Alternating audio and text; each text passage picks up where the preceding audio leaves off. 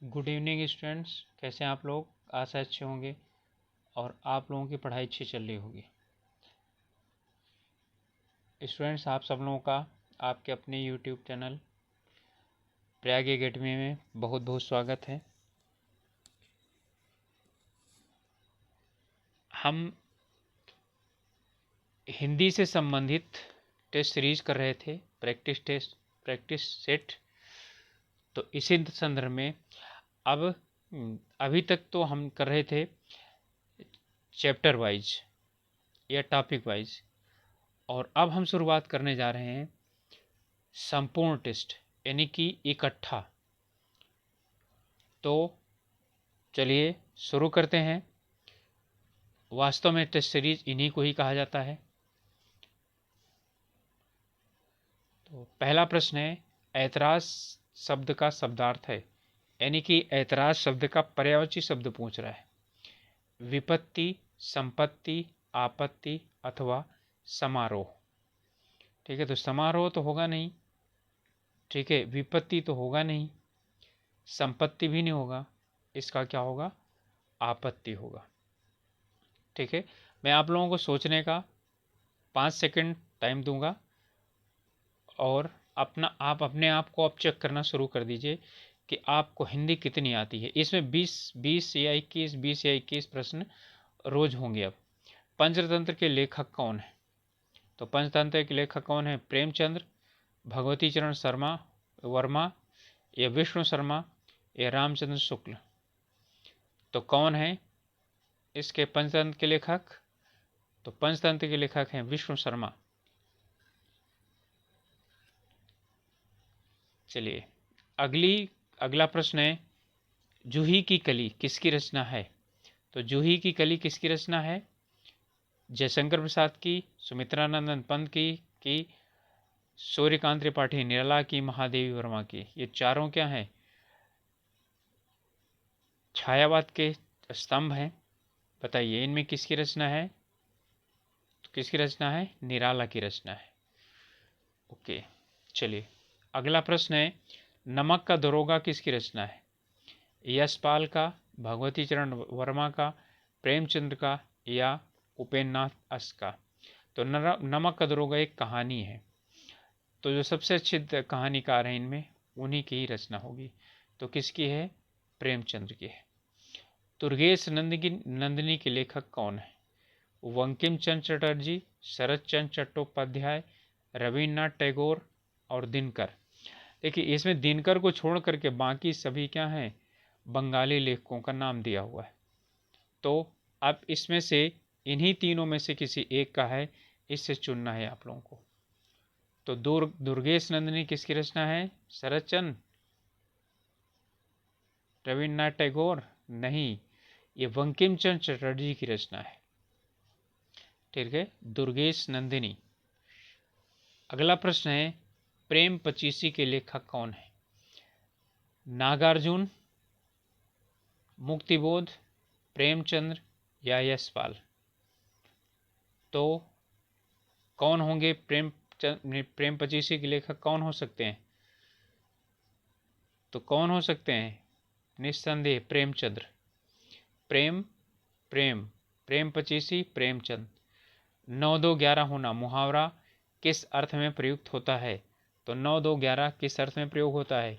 वहीं खड़े रहना, भाग जाना, शक्तिशाली बनना या दुर्बल बनना। तो 9-2-11 होना क्या होता है? जी हाँ, भाग जाना होता है। फिर अगला है, पद्मासन में कौन सा समास है? पद्मासन, ठीक है, द्वंद्व समास, कर्मधारय, बहुब्रीहि या तत्पुरुष। जो मैंने आप लोगों को बताया था उसी में ही क्या कर लीजिए, इसको पद्मासन शब्द को कसौटी पर कस लीजिए, अपने आप पता चल जाएगा। ठीक है, क्या पद्म और आसन, ठीक है, दो अलग अलग यहाँ से निकल रहा है? नहीं निकल रहा है, तो द्वंद्व समास नहीं होगा। ठीक है, क्या पद्म, वैसे पद्म का मतलब होता है कमल और आसन, तो कमल का आसन क्या कर्मधारय है यहाँ पर? ठीक है, अथवा अब यहाँ पर क्या बहुब्रीहि है या क्या तत्पुरुष है, ठीक है। तो यहाँ पर क्या है, पद में यानी कमल का आसन, तो कमल का आसन किससे संबंधित है, आसन कर्मधारे से संबंधित है, ठीक है। तो इसका उत्तर होगा कर्मधारे। एकैक में कौन सी संधि है, तो एकैक में संधि कौन सी है, क्या बना है, अय बना है ना। तो जब अय बना है तो अब यहाँ दीर्घ है या गुण है या वृद्धि है या यण है, ठीक है। यण तो है नहीं है क्योंकि आधा या और आधावा के साथ कोई वर्ण नहीं है, तो ये नहीं होगा। इसके बाद अगला है गुण संधि, क्या गुण है, गुण में ए और ओ का निर्माण होता है और यहाँ निर्माण हुआ अय का।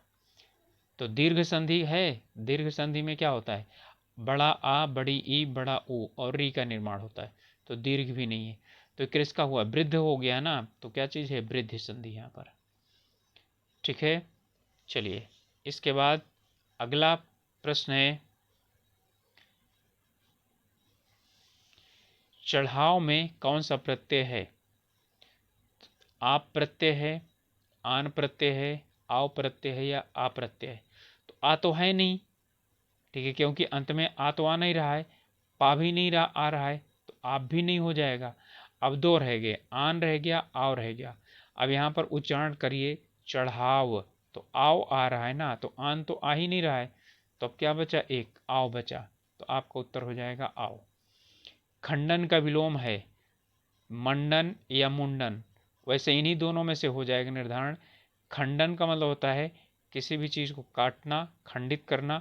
मंडन का मतलब होता है निर्माण करना, ठीक है। तो क्या हो जाएगा, इसका मंडन ही होगा। खंडन का जो मंडन होता है और मंडन का खंडन, यही एक दूसरे के विलोम शब्द हैं।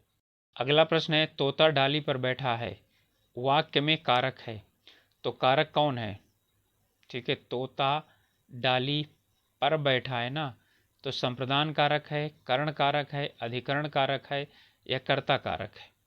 बताइए, क्या ने का प्रयोग हुआ है, क्या ने का प्रयोग नहीं हुआ तो कर्ता नहीं होगा। करण का मतलब होता है से, यानी कि मदद से, सहायता से, तो जब सहायता से नहीं है तो यहाँ पर करण भी नहीं हो गया। अब संप्रदान और अधिकरण है क्या, संप्रदान का मतलब क्या होता है, किसी को कुछ देना, के लिए आता है, तो क्या यहाँ पर के लिए का भाव है, क्या नहीं है, तो संप्रदान भी नहीं हो गया, तो अब सिर्फ रह गया अधिकरण। तो में और पर, ठीक है। तो यहाँ पर क्या है, क्रिया करने का स्थान पर डाली पर बैठा है, तो यहाँ हो जाएगा अधिकरण। निम्न में से टीका का पर्यायवाची क्या है, टीका का पर्यायवाची बताना है, धब्बा, दाग, चिन्ह या ये सभी, ठीक है। तो बताइए इसका अर्थ क्या होगा, क्या धब्बा होगा या दाग होगा या चिन्ह होगा, ये सभी। तो टीका का मतलब ये सभी हैं, धब्बा भी है, दाग भी है, चिन्ह भी है, ठीक है। तो ये सभी इसके हो जाएंगे, तो आपका उत्तर हो जाएगा सभी। अब अगला प्रश्न है कि सही वर्तनी वाला शब्द कौन सा है, ठीक है। अवश्यंभावी या अवश्यंभवी या अवश्य भी, अवश्यम भी। तो ये तो आप बिल्कुल देख रहे हैं कि तो ये तो गलत ही हैं, अवश्यम भी ये दोनों गलत हैं, इन्हीं दोनों में से सही होगा। तो संभावी होता है ना, तो अवश्यंभावी होगा या अवश्यंभवी होगा, तो बताइए। ओके, तो क्या होगा, अवश्यंभावी। फिर है दाता में प्रत्यय बताइए, तो दाता में कौन सा प्रत्यय है, आ प्रत्यय है, आउ प्रत्यय है, ता प्रत्यय है या दा प्रत्यय, ठीक है। दा तो पहले लगा है ना, जब पहले शुरुआत में लगा तो दा तो प्रत्यय होगा नहीं। अब आउ भी नहीं होगा क्योंकि यहाँ पर क्या है, आउ भी नहीं है, अंत में नहीं आ रहा है। अब हो गया ता और आ में, ठीक है। तो क्या ता नामक कोई प्रत्यय होता है क्या, ठीक है, बताइए, होता नहीं है ना, तो ता भी क्या हो गया, कट गया, बचा क्या, आ प्रत्यय। तो दाता में कौन सा प्रत्यय हो गया, आ प्रत्यय हो गया। निम्नलिखित पंक्तियों में से कौन सा रस है, ठीक है। वीर तुम बढ़े चलो, धीर तुम बढ़े चलो, सामने पहाड़ हो, सिंह की दहाड़ हो, तुम कभी रुको नहीं, तुम कभी झुको नहीं, ठीक है, अब इसमें भी पूछने की बात है क्या कि कौन सा होगा। भयानक होगा, डर लग रहा है क्या, नहीं। रौद्र, क्रोध आ रहा है क्या, ठीक है। वीर, यानी उत्साह है ना इसमें, ठीक है। अद्भुत, ठीक है, ये भी नहीं है, सिर्फ क्या है, वीर रस है। वीर तुम बढ़े चलो आ ही गया है, तो बाकी सब कुछ की जरूरत ही नहीं है। अब अगला प्रश्न है, चपला का पर्यायवाची शब्द क्या होता है। बालिका, पुत्री, नारी या बिजली, ठीक है। वैसे चपला का अर्थ नारी भी होता है, लेकिन यहाँ बिजली दिया गया है, तो आपका उत्तर क्या हो जाएगा, बिजली हो जाएगा। मरकट किसका पर्यायवाची शब्द है। गज का, बंदर का, शेर का या बाघ का, ठीक है। तो गज का मतलब क्या होता है, हाथी। बंदर तो बंदर है, शेर तो शेर है, बाघ भी बाघ है। तो बताइए मरकट किसका पर्यायवाची शब्द होगा। नहीं पता, चलिए मैं बताता हूं।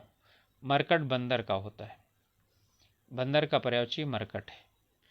निम्न में से अक्ष किस शब्द का पर्यायवाची है, अक्ष की बात कर रहा है, ठीक है। अंग का, कल्प वृक्ष का, आंख का या अधर का, ठीक है। तो बताइए अक्षी किसका पर्यायवाची शब्द है, कुछ अंदाजा लगाइए। क्या अंग का है क्या, अंग तो नहीं होता, वैसे गोद होता है, कुक्षी होता है। कल्प वृक्ष इसका तो बिल्कुल नहीं होगा, और अधर इसका भी बिल्कुल नहीं होगा। अधर का मतलब ओठ होता है, होठ, ठीक है। अब रह गया आँख, तो आँख का ही क्या होगा, अक्षी होगा। इसके बाद अगला प्रश्न है, अध्यापिका शब्द का पुल्लिंग क्या होगा। शिक्षक, अध्यापक, गुरु या प्रवक्ता।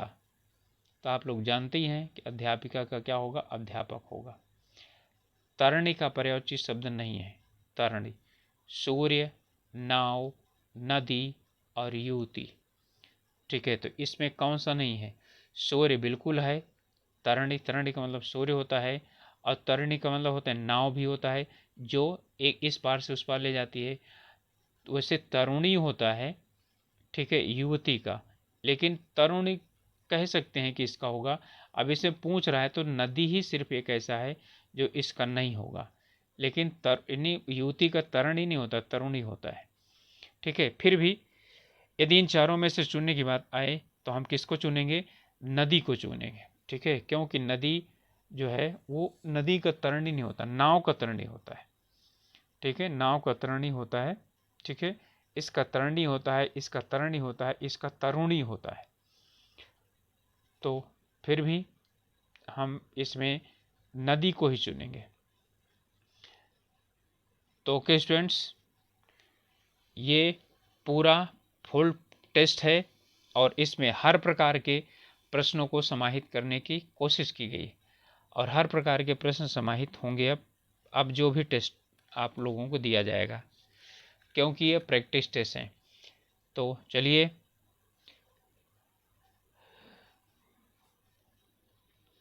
मिलते हैं अगले वीडियो में। और आप लोगों से एक रिक्वेस्ट है वही कि यदि अभी तक आप लोगों ने इसे हम अपने चैनल को सब्सक्राइब नहीं किया है तो सब्सक्राइब ज़रूर कीजिए। साथ ही साथ अपने समूह में, यानी ग्रुप में, जहाँ भी समूह है उसमें शेयर कीजिए, जिससे कि और दूसरे जो पढ़ाई करने वाले बच्चे हैं, जो पढ़ाई करना चाहते हैं और हमारे साथ जुड़ करके, यानी कि वो अपनी तैयारी कर सकते हैं, जो तैयारी करना चाहते हैं। ओके स्टूडेंट, मिलेंगे अगले वीडियो में। तब तक आप लोग अपनी पढ़ाई कीजिए, स्वास्थ्य का ध्यान रखिए, और इस बार कोशिश कीजिए कि लक्ष्य ज़रूर प्राप्त हो जाए। Okay, all the best.